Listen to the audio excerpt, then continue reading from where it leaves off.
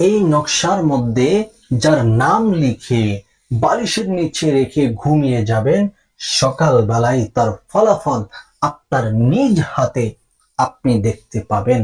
যার নাম এই নকশার মধ্যে থাকবে সে আপনার জন্য পাগল দিবানা হয়ে যাবে, অস্থির হয়ে যাবে। আপনি যদি চান কোনো মানুষের ভালোবাসা আপনি অর্জন করতে, কাউকে যদি বশ করতে চান, তাহলে আজকের এই আমলটি সবচাইতে বেটার হচ্ছে। আপনার এই আমল করার সাথে সাথে আপনি রেজাল্ট দেখতে পাবেন ইনশাআল্লাহ। রাতেই আমলটি করে যদি ঘুমিয়ে থাকেন, সকালেই আপনার সে প্রিয় মানুষটি আপনার জন্য অস্থির হয়ে যাবে, আপনার ভালোবাসায় পাগল দিবানা হয়ে যাবে, আপনার জন্য কথা বলার জন্য অধীর আগ্রহ নিয়ে বসে থাকবে। এবং আপনার স্ত্রী অথবা আপনার স্বামী যদি আপনার সাথে রাগ গুসা অভিমান করে বাড়ির কোথাও চলে যায়, তাহলে আপনি যদি নিয়ত করেন তাকে নিয়ে আসতে, সে যেন নিজে নিজে বাড়িতে চলে আসে, তাহলে ইনশাল্লাহ এই আমলটি খুবই কার্যকারী হবে। আজকের এই আমলটি খুবই ইম্পর্টেন্ট এবং গুরুত্বপূর্ণ। কেউ অসৎভাবে এই আমলটি ব্যবহার করবেন না। আপনি যদি চেয়ে থাকেন কোনো মানুষের ভালোবাসা অর্জন করতে, কাউকে বিয়ে করতে, তাহলে এই আমলটি করুন।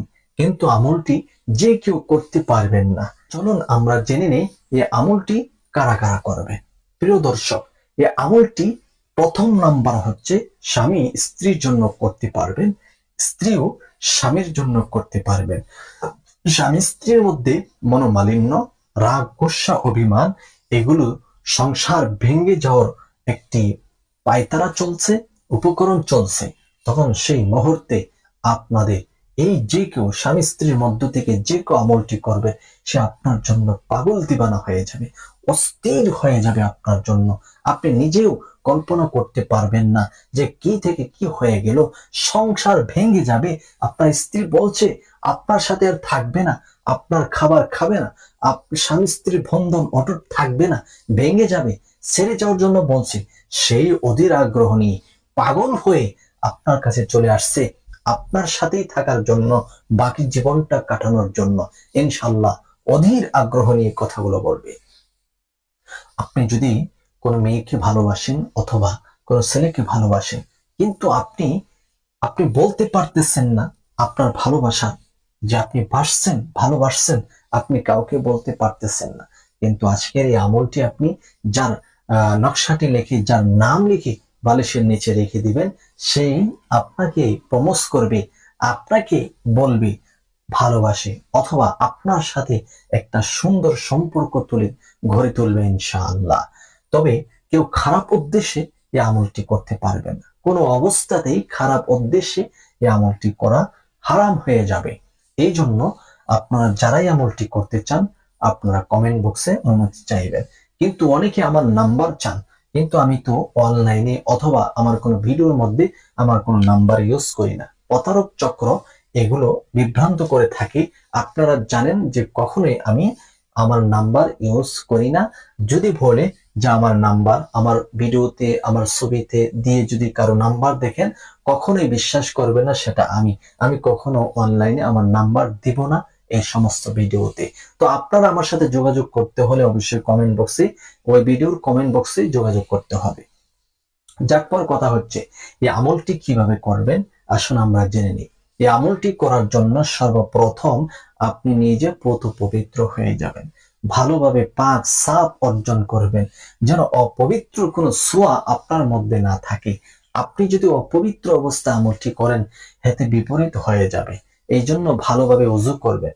ওযুর শুরুতে আপনি পড়বেন আউযু বিল্লাহি মিনাশ শাইতানির রাজিম, বিসমিল্লাহির রহমানির রহিম। আউযু বিল্লাহর মাধ্যমে আপনার ওযু করার ক্ষেত্রে শয়তান যত প্রকার কুমন্ত্রণা, কুপ্রঞ্ছনা, কোন উদাহরণা ইত্যাদি দিয়ে থাকে, এগুলো আর দিতে পারবে না ইনশাআল্লাহ। শয়তান বিতাড়িত হয়ে দূরে চলে যাবে। বিসমিল্লাহির রহমানির রহিম এর মাধ্যমে আল্লাহ নবী সাল্লাল্লাহু আলাইহি সাল্লামের সুন্নাহ পালন হয়েছে। নবীজি বলেছেন, মুসলমান যে কোনো কাজ করবে, কাজের শুরুতে বিসমিল্লাহ পড়ে কাজটা শুরু করবে। তো অজু আপনি শুরু করবেন, বিসমিল্লাহ পরে শুরু করবেন। অজুর মধ্যে খাইর এবং বারকাত আল্লাহ তাআলা আপনাকে দান করবে। অজুর উপরে ছোট্ট একটি আমল করবেন, যে আমলটি করলে জান্নাতের 8টি দরজা আপনার জন্য খুলে যাবে। সুবহানাল্লাহ, সুবহানাল্লাহ। আপনারা অবশ্যই সে আমলটি জেনে থাকেন। সে আমলটি হচ্ছে কালিমে শাহাদাত।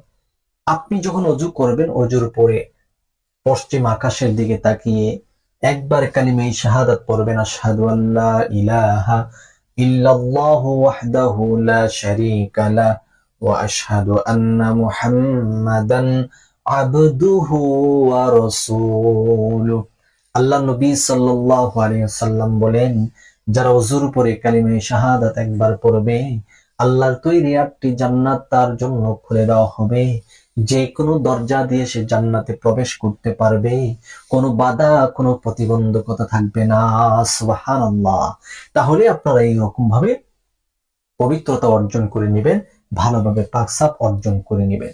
তারপর আপনি পবিত্র বিছানাতে বসে সর্বপ্রথম আপনি যে কাজ করবেন, একটি সাদা কাগজ নেবেন, একটি সাদা কাগজ নেবেন, তারপরে একটি কলম, একটি মার্জিন করার জন্য স্কেল, এই 3টি উপকরণ আপনার সামনে আপনি রেখে সর্বপ্রথম 3বার ইস্তিগফার আদায় করে নেবেন। আস্তাগফিরুল্লাহ রাব্বি মিন কুল্লি যামবিন ওয়া আতুবু ইলাইহি লা হাওলা ওয়ালা কুওয়াতা ইল্লা বিল্লাহিল আলিয়্যিল আযীম। আস্তাগফিরুল্লাহ রাব্বি মিন কুল্লি যামবিন ওয়া আতুবু ইলাইহি লা হাওলা ওয়ালা কুওয়াতা ইল্লা বিল্লাহিল আলিয়্যিল আযীম। আস্তাগফিরুল্লাহ রাব্বি মিন কুল্লি যামবিন ওয়া আতুবু ইলাইহি লা হাওলা ওয়ালা কুওয়াতা ইল্লা বিল্লাহিল আলিয়্যিল আযীম। এই ইস্তিগফার আপনি 3বার পড়ে নেবেন। তারপর 3বার দুরূদ শরীফ পড়বেন। আল্লাহুম্মা সাল্লি আলা মুহাম্মাদ ওয়া আলা আলি মুহাম্মাদ কামা সাল্লাইতা আলা ইব্রাহিম ওয়া আলা আলি ইব্রাহিম ইন্নাকা হামিদুম মাজিদ। আল্লাহুম্মা বারিক আলা মুহাম্মাদ ওয়া আলা আলি মুহাম্মাদ কামা বারাকতা আলা ইব্রাহিম ওয়া আলা আলি ইব্রাহিম ইন্নাকা হামিদুম মাজিদ। এই দুরূদ আপনি 3বার পড়ে নেবেন। তাহলে কথা হলো 3বার ইস্তিগফার, 3বার দুরূদ শরীফ আপনি পাঠ করবেন। এরপরে এই খাতা এবং কলমের মাধ্যমে আপনারা এই যে স্কেলের যে নকশাটি দেখতে পাচ্ছেন, এই নকশাটি আপনারা লিখবেন। ওকে, এই নকশাটি লেখার পরে নকশার নিচে আপনি ওই ব্যক্তির নাম লিখবেন, যাকে আপনি আপনার ভালোবাসায় আপনি কাছে পেতে চান, অস্থির করতে চান, আপনার কথা স্মরণ করাতে চান, আপনার ভালোবাসা তার অন্তরে জাগ্রত করতে চান, ওই ব্যক্তির নামটি আপনি লিখবেন। লেখার পর আবার 3বার দুরূদ শরীফ পড়ে নেবেন। এই নকশাটি লিখে আবার 3বার দুরূদ শরীফ পড়বেন। যে কোনো দুরূদ পড়ে আপনি এই নকশার উপরে 3টি ফু দিয়ে দিবেন। যেমন এটা হলো একটা নকশা, এরকম ভাবে 3টি ফু দিবেন। এখন কথা হচ্ছে, এই নকশাটাকে 3টি ভাঁজে ভাঁজ করবেন, এরকম ভাবে 3টি ভাঁজে ভাঁজ করবেন, আবার এরকম ভাবেও 3টি ভাঁজে ভাঁজ করে আপনি যে বিছানায় অথবা যে বালিশে থাকেন, ওই বালিশটার কাভারটা যেন একটু পরিষ্কার হয় এবং পবিত্র থাকে, সেটা আগে থেকে আপনার খেয়াল করতে হবে। এটা যেন কোনো স্বামী স্ত্রী ব্যবহৃত কোনো বালিশ, অর্থাৎ ব্যবহৃত, বুঝতে পেরেছেন যে এটা কেমন হয়, মানে একটু পবিত্র বালিশের কাভার রাখতে হবে আপনার কাছে। তারপরে ওই বালিশের কাভারের নিচে আপনি তার উদ্দেশ্যে রেখে আপনি ডান কাত হয়ে ঘুমের দোয়া পড়ে আপনি ঘুমিয়ে যাবেন। ইনশাআল্লাহুল আজিজ সকাল বেলায় এই নকশার আপনি ফলাফল দেখতে পাবেন, তার কি পাওয়ার এবং কি অবস্থা আপনার প্রিয় মানুষটা আপনার জন্য করে। নকশাটি করার পরে আপনি দোয়া করবেন, দুটো হাত তুলে আল্লাহ রাব্বুল আলামিনের কাছে আপনার প্রিয় মানুষের জন্য, আপনার ওই ব্যক্তির জন্য আপনি দোয়া করবেন। আল্লাহ যেন আপনার ওই ব্যক্তিকে আপনার প্রতি রজু করে দেয়, আপনার প্রতি আকর্ষণ বৃদ্ধি করে দেয়। ইনশাআল্লাহ সম্ভব হবে।